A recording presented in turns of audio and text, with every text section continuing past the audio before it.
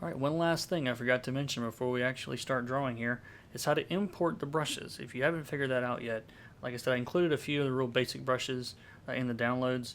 But if you go to your brush tool, there's a little plus sign right up here at the top.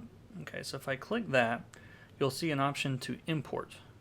And that's what you can do with those brush files. Just click import, and you can open up to wherever it is that you keep those things or find it on your iPad wherever you've downloaded those. And you just click the item. So if I click on that, then it's going to import that into Procreate.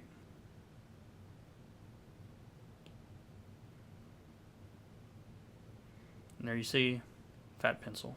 Okay, so I've already have that imported, so I can just drag that to the left, and it works like the layers. You can delete it from there. So that's how you import brushes, and I think that's all we need to talk about brushes. Let's go.